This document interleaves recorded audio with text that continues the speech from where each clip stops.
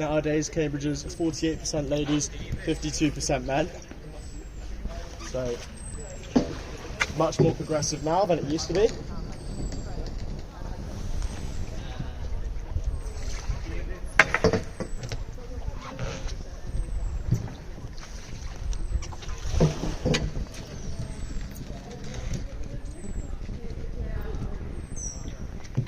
So down to the right you might see a little channel that takes you to the St John's boatyard.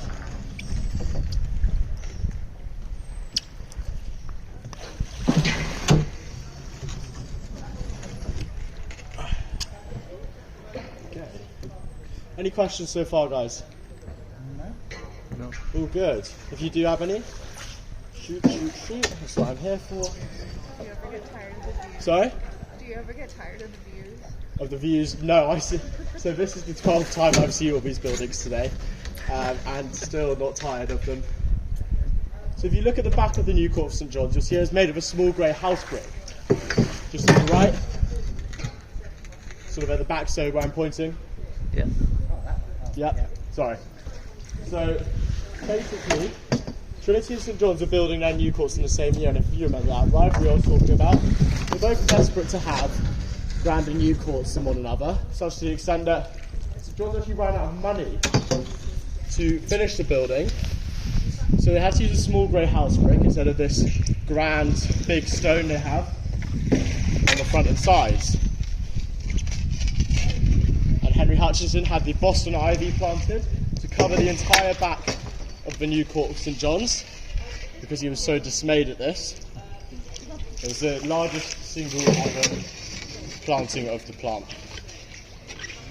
So if you look to the left here, you'll see a black door above the waterline. Yeah. See that? So, fun story about that. Second and third year students at John's used to point all the fire exit signs at that door, and when the first fire alarm would go off at the start of every new year, the poor first year students would run along following these signs and burst out that door into the River Cam. Or they would have got a shock.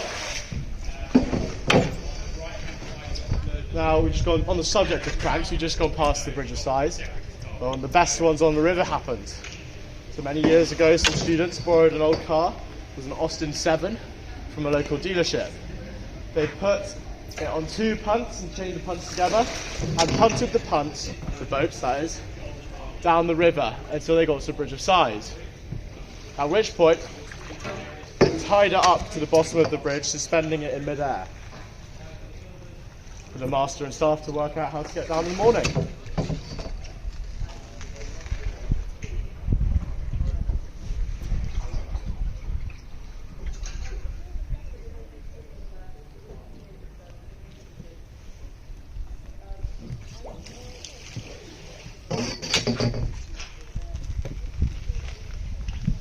So if you look behind us at the pillars on top of the kitchen bridge, you'll see some animals on top. You see those? Yeah. Do we know what animals they are? Any ideas? They're called Yales. They're mythical creatures. They have golden coats of fur, horns that point in all directions, and they breathe fire. Now, the co-founder of St John's was a lady called Lady Margaret Beaufort. Now, they're out to get me today, this mud. Lady Margaret Beaufort. Now, she was the co-founder of St John's, and she died a couple of years before the college was opened. Now, they were on her coat of arms, which is why they're there.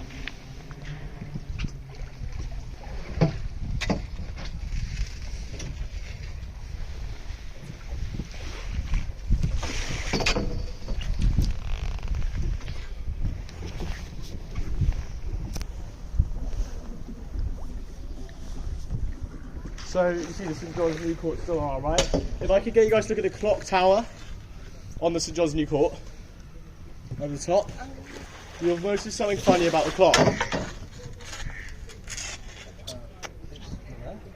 Sorry? It's not there. There isn't one. There's no hands on the clock. Yeah. So the story goes, Henry Hutchinson's best friend was a master clockmaker who died during the construction of the new court of St John's. So he left the hands off the clock to pay homage to him. Isn't that a nice story? It's not true. Oh. You remember I said they ran out of money? They Okay. couldn't put hands on the clock. I got you there though, didn't I?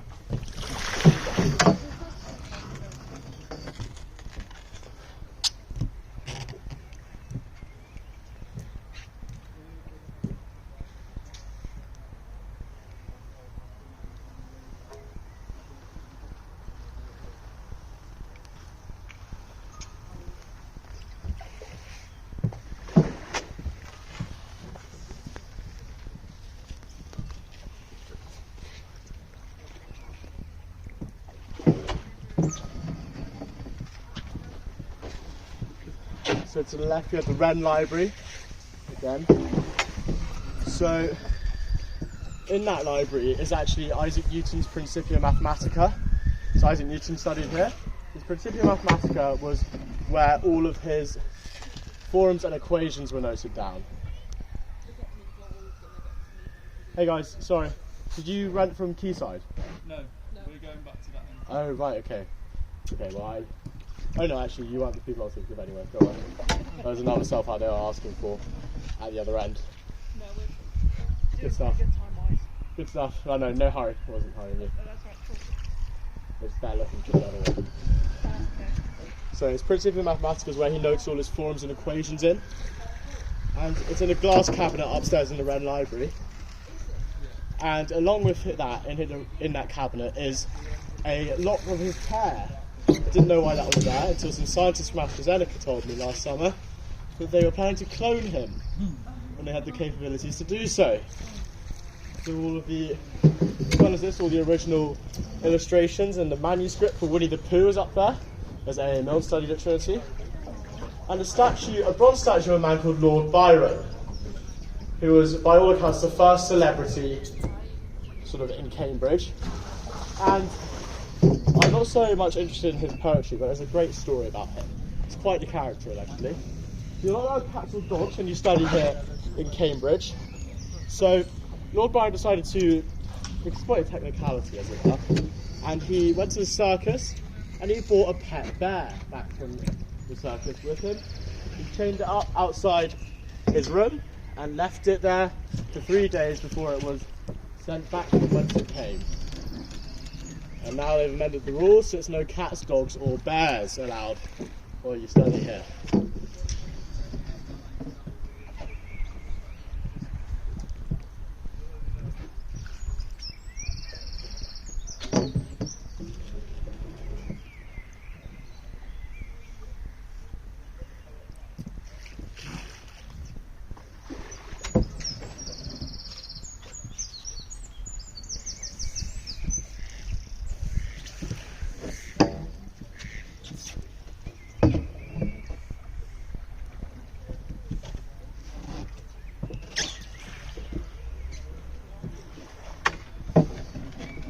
So we're just going out to the Garrett Hostel Bridge, built in 1905.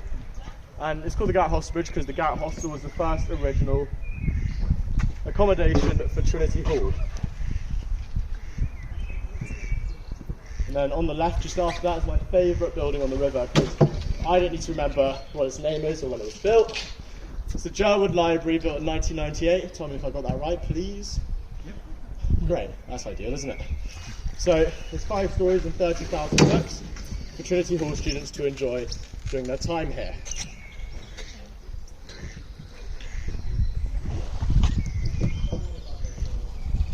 Now Stephen Hawking also studied at Trinity Hall. He did his postgrad here. He did his undergrad at Oxford. And while he might have had a great brain, he did not have a great work ethic, so he was gently persuaded to finish his studies elsewhere. You're fine. You're slacking, buddy. Yeah, man, this is my lunch break. Right? Does anyone else want to go on this boat? I've had my lunch break already. So he actually spent most of the time as Gonville and Kiso during his time in Cambridge because there was poor disabled access in Trinity Hall at the time. And have you seen his film, The Theory of Everything? So that's actually mostly filmed at St John's New Court. And the actor who portrays him is a man called Eddie Redmayne, who studied at Trinity as well. So here we have the Clare Construction Bridge, It's a temporary bridge. It's there while they refurbish rooms in the Clare Old Court and build the Riverside Cafe. Now, Clare was founded in 1338 by a lady called Elizabeth de Clare. And she was one of the wealthiest women in England at the time. She had 3 of her husbands die before she turned 26 years old. Unfortunate or suspicious, I'll let you guys choose. Anyway, she used that money she acquired from these poor men, and she founded Clare College.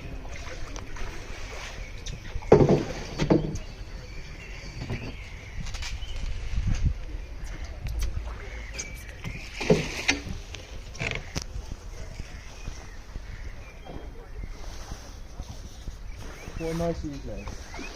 No rain, no wind. Yeah. Nice still waters.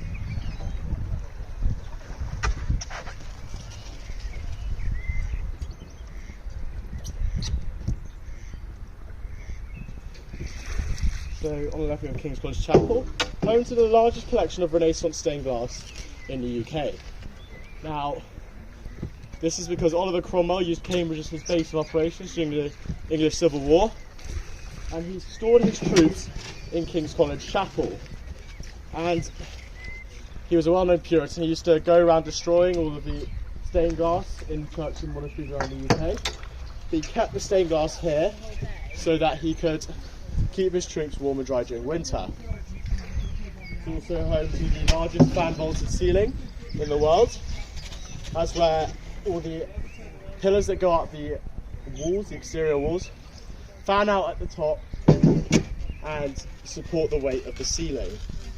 Now there's an asterisk next to it in the world because it's a very Tudor design. You only really see it in England.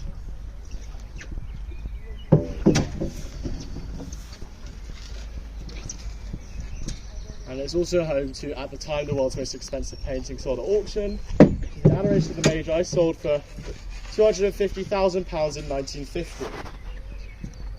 £250,000 now from 1950 be worth 1.8 million. And the painting really is priceless. It's so expensive that actually King's College couldn't pay to have it insured.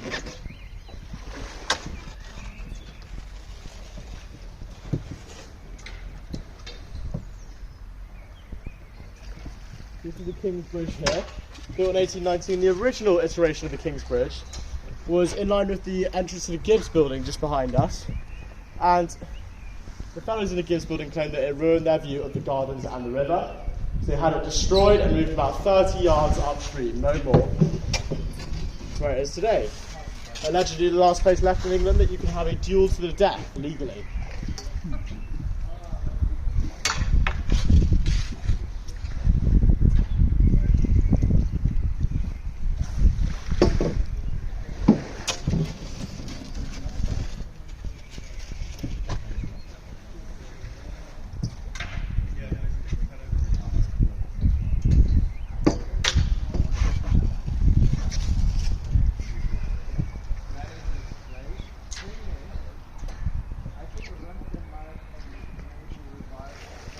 We're back in King's now, back at Bodley's Court, built in 1892, designed by Frederick Bodley.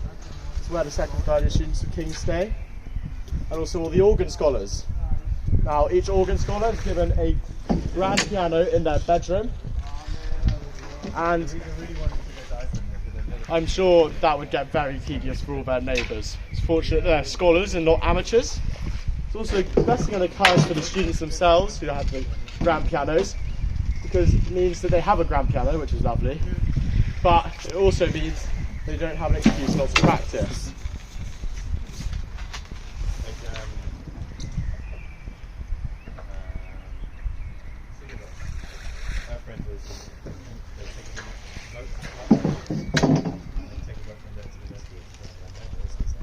Hey guys, did you get your boat from Quayside? This one? Right, okay. Good stuff, guys. Sorry, don't worry about that. Okay. Means we've lost the cell phone from the other station. Oh dear. So on the left we have the Erasmus building, built in 1960.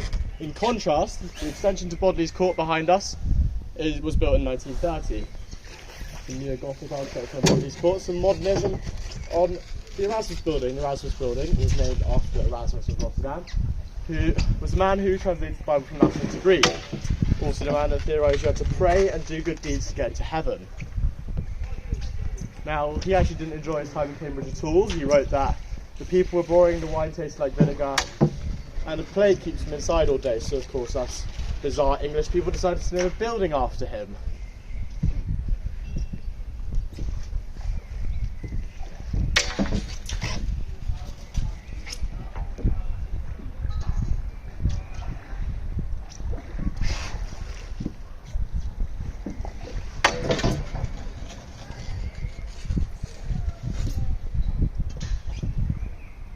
On the right we have Cribbs Court.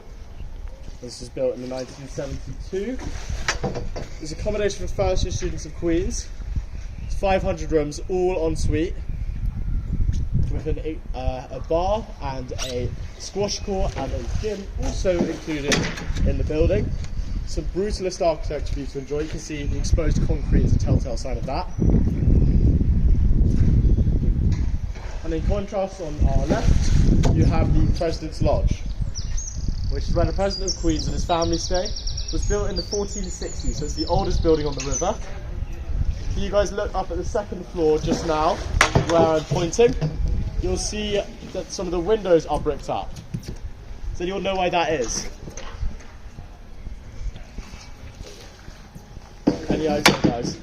It's because of window tax. Tax in the UK used to be done based on how many windows you had in your house. Because the wealthier you were, the bigger your house, and the bigger your house, the more windows you'd have. Was the theory. People would brick up their windows to make sure they got into lower tax brackets.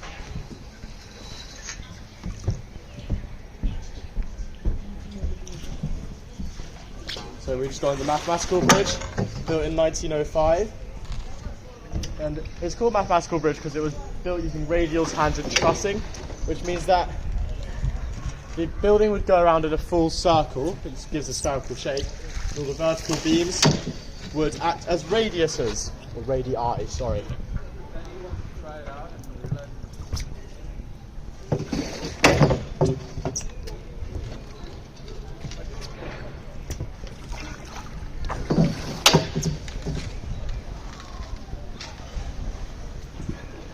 And then we come back under Silver Street Bridge.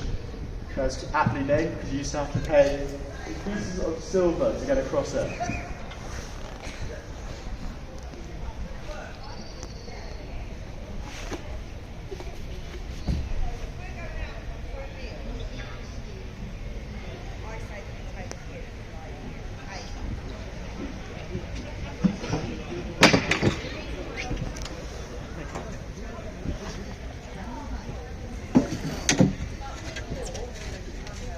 Right guys, there's one more college I'd like to show you today. If you look to the right, you'll see a building with white balconies. That is Darwin College, founded in 1964, and it is one of the two postgraduate only colleges in Cambridge, founded by Trinity, Gonville and Keys and St John's College. And they needed to found it because they had no space for their own postgrads to go. So they had to, and the building with the white balconies is the old Darwin family home, where Charles Darwin grew up. Alright guys, it takes us to the end of the tour, if I can park. I hope you guys enjoyed it. Oh. Yeah.